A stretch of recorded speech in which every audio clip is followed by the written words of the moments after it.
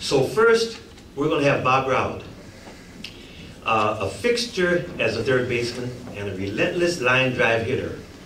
Bob also played first, second, pitcher, and catcher in a playing career spanning 38 years.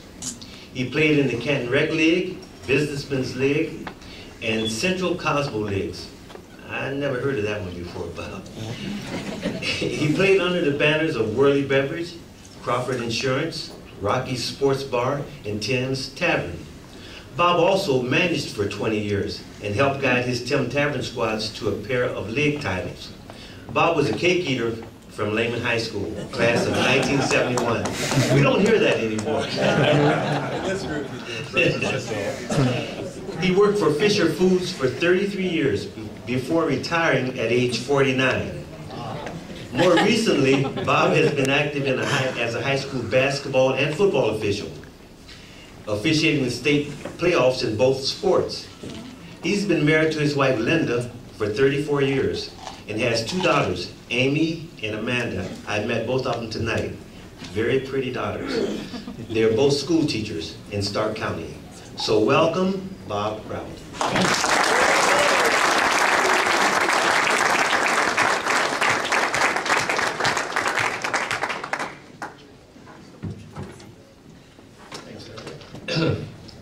When I first found out I was going to be inducted tonight, it made me sit back and think about my career and try to figure out what I had actually done to deserve this award.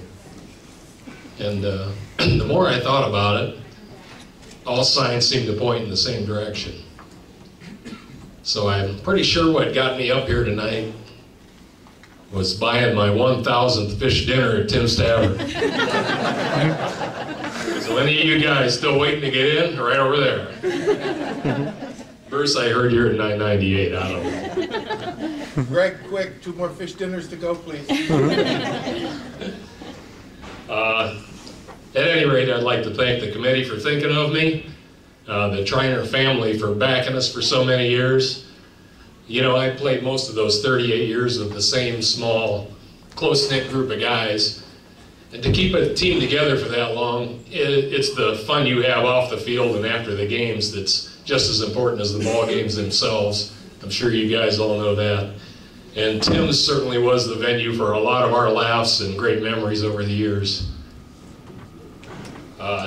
Dwight Crawford, who sponsored us a number of years back in the day. We appreciated that, Dwight, thank you.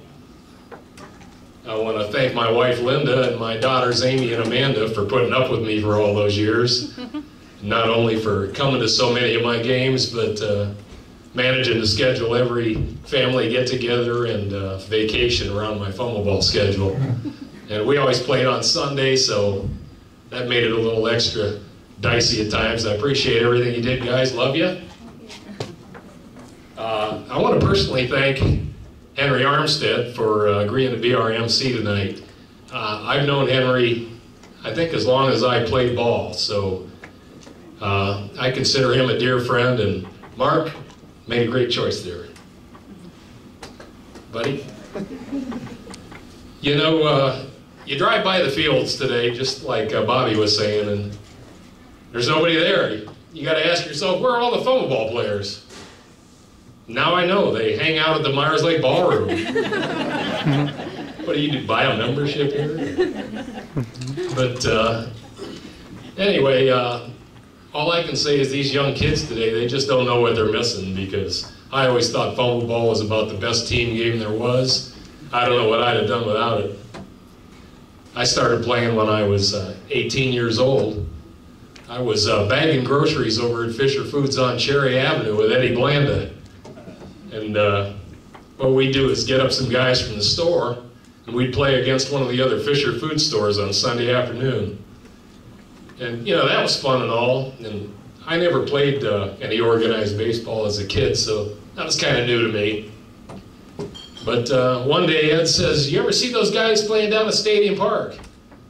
And I grew up in that end of town, so yeah, I seen them.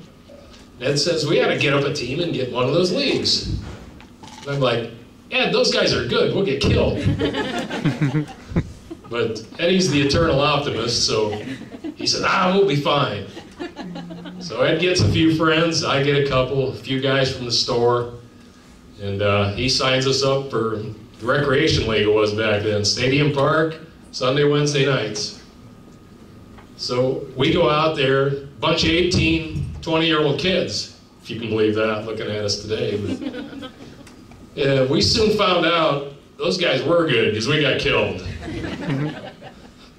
I think, we won like 3 games that first year? 5. Better than we thought. Of course. You would know. At any rate, while we were taking our beatings, we fell in love with the game. And that core group of friends, we stuck together, and we practiced and practiced and practiced. And before too long, we learned how to play the game. And we never had the most athletic team in the city, but we may have had one of the smarter ones. And it was amazing how well you can do in Fumbleball if you just learn to catch the ones that hit at you, and you don't throw it all over the field and run yourself out of innings. And I think we had a reputation of being a pretty good defensive team, pretty solid fundamentals, and for the most part we didn't beat ourselves. And I was always proud of that. And one thing that kept it interesting for me for so long is every game was a challenge. Knowing you might not have the best talent taking the field that night, but still finding a way to win. And fortunately, over the years, we were able to do that most of the time. And when we picked up players, which, we did over the years, of course, and some pretty good ones at that, but, the first priority was always, how are they going to fit in with the guys we've got, rather than who can we replace with a better player.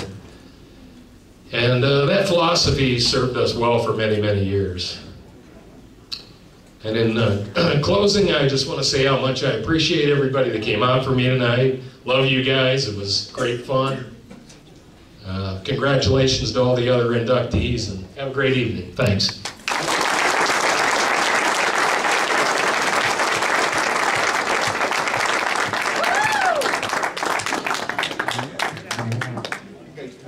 Way to go, Bob.